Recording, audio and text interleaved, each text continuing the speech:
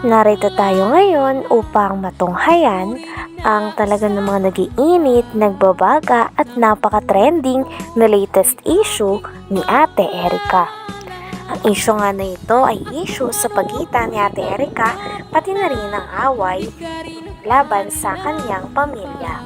Sa pagpapatuloy nga ng ating istorya ay bumalik ulit ng pangalawang beses si Kalingap Val Santos Matubang sa bahay nila Ate Erica. Nung sa ganon ay may interview muli si Lolo Miguel na lolo ni Ate Erica pati na rin ang tita niya. Nang sa ganon ay makuhaan ito ng mga impormasyon. Sa kanilang pinag-uusapan ay meron talagang naninira sa reputasyon nila Lolo Miguel at ng pamilya nila Ate Erica dahil nagkagalitan silang dalawa. Kilala niyo ba ito? Kung kamag-anak niyo ba ito? Hindi pa po namin yan nakikita. Tay, kamag-anak mo tay? Hindi ko pa nga nakita. So, Personal. Ngayon ko lang nakita. Bakit, nakialam sa buhay ninyo? Hindi ko po alam. Lagi po kausapin niya eh. Si Ano? Sheila eh. Tapos sinisira-siraan kayo. Hindi ko po nakikita. Ngayon lang yan. Ngayon ko lang nakita sa telepon. Yung pong sabing niya, yung syuta po niya. Sino shoota? Ano, ang pangalan. Jowa nito? Jowa po. May jowa ito, tumboy? Ang pangalan? Si Amy. Basta yung po nagpunta dito po ng mga ilang. May girlfriend? Opo. Yun po ang nagpunta dito. Yun po ang Pero mabait naman po yun. Mabait naman yun. Pumunta rito. Punta dito. Anong ginawa rito? Yun po, nagpunta po dito nung nandito pa po nung sila Erica na nakatira. Yung mga- Mayroon pa lang jowang tumboy? Wala akong pakialam dyan kung may jowa ka o wala. Pero mabait po yun. Inilahad pa nga ng tita ni Ate Erica na napakarami daw ang bagay ang binili ni Sir Jun A. Unang negosyanteng mayaman para kay Ate Erica at sa kanyang mga pamilya. Binilan nga siya nito ng lote, ng bahay pati na rin ng NMAX at tricycle. Ayon naman kay Lolo Miguel ay sinabi daw ni Sir Jun A na ang tricycle na yon ay pang pamilya. Ngunit ang nangyari ay kinuha daw ito ng ate ni Erica na si Sheila May kasama ang kanyang asawa. At hindi nga din ito nagagamit ng buong pamilya ni Ate Erica dahil ang mga pinamigay at tinulong ni Sir Jun A para kay Ate Erica ay talagang tinatago ng ate niya na si Sheila May.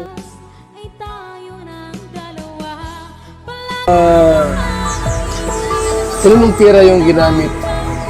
Pira nila o pira ni Jun A? Kaya yun eh. Yun ay po yun. Kami po ang magpapatunay po doon. Hindi pira nila Hindi Ian po pira Torres. po ng Ilaber. Hindi pira. Yung pira po ni John A, ang binili po doon ni Sheila May, lote sa dahit. Okay. May luto sa daet, binili. Opo. Magkano bili noon? Yung baga pong Ilmax po yun. 100. Motor. Max. Bumili pa ng motor. Tricycle. Oh, ang dami, tricycle pa. Motor, tricycle pa. Pero ang pagkakasabi ko, ang dinig ko, yung may tricycle ngayon ay pampamilya. Pero inang Sabi kanila. nila. Inang kinino? Hindi nung asawa. Sino yung asawa? Ang pangalan po. Sheila May, asawa niya. Pero ang sabi ni Jun A, pang pamilya. Ano ibig sabihin? Kasama kayo doon? Siguro po, sabi daw. Pang pamilya. Baka sa kanila lang. So, nasa yung Inmax na motor. Naka-Erica po. Siya po ang Ginagamit niya. Ngayon, Tinanong din ni Kalingap Val Santos Matubang sa tita ni Ate Erica pati na rin kay Lolo Miguel kung magkano kaya ang naitulong ni Sir Jun A sa pagsusponsor at pagtulong kay Ate Erica. Sumatotal nga daw ay tansya daw ni Kalingap Val Santos Matubang ay nasa 2 million ang naitulong niya kay Ate Erica sapagkat ang bahay ay nagkakahalaga ng lagpas 1 milyon at may binigay pa si Sir Jun A na motor pati na rin tricycle para sa pamilya sana ni Ate Erica. Ngunit simula nung nabigyan na sila at nasusustentuhan na sila ng mga pera ay nag-iba na nga daw ang ugali ng ate ni Ate Erica na si Sheila May, damay na rin daw si Ate Erica dahil bigla na lang nilang iniwan ang pamilya na nagpalaki sa kanila. Siguro po, sabi daw. pang pamilya. Baka sa kanila lang. So, nasa yung Inmax na motor. Naka-Erica po. Siya po ang ginagamit niya. Ngayon, yung pira dito sa paggawa ng bahay, kaninong pira yan? Kay Sir Jordan rin na po po. So hindi lang Padalahan. hindi lang kalating milyon ang nagastos niya.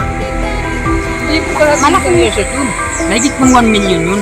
Ang alin? Ang halaga nun. Ang alin? Ng bahay ko yun. Itong bahay na ito, higit 1 milyon. Hindi po makakapagod natin yung mga Ito po, ginawa ko mga yung nakakita. asawa nito. Yan. Ginawa ko O, ayun ang ebidensya.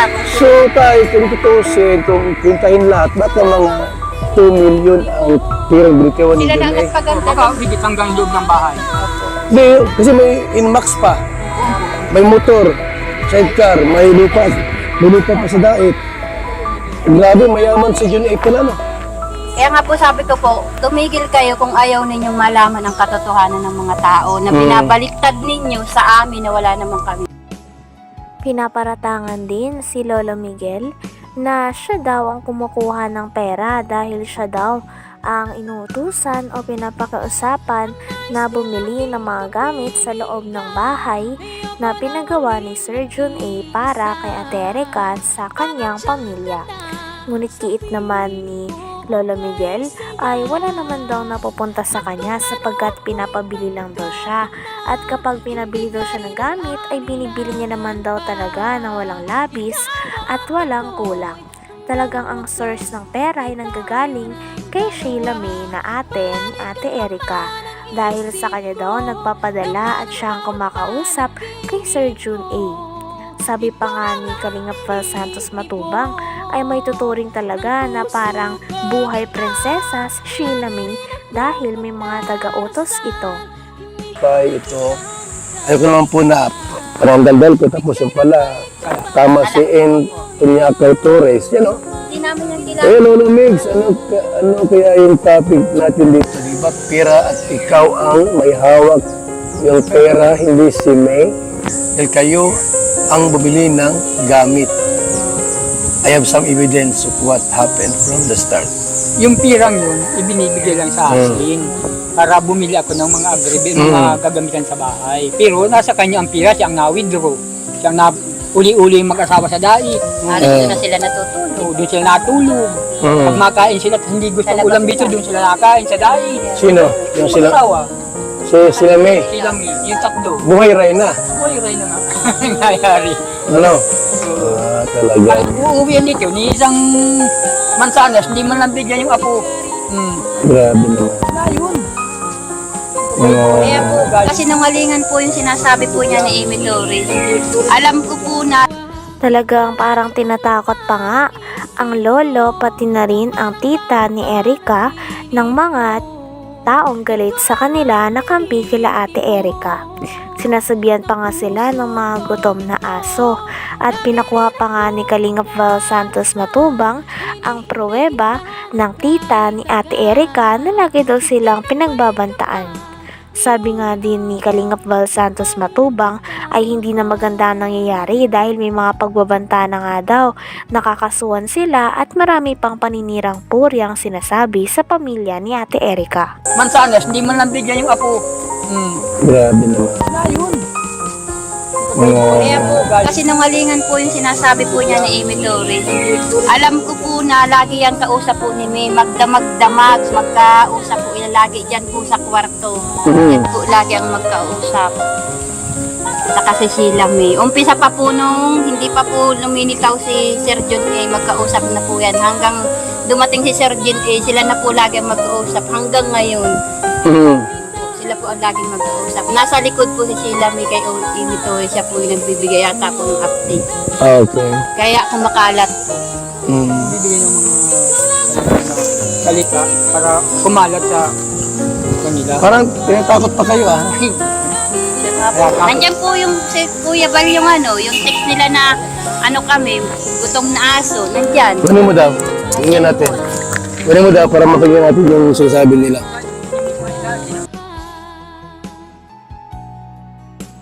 Hanggang dito na lamang muna ang ating napakainit, nagtitrending at talaga namang mas nakakaintriga na issue ni Ate Erica.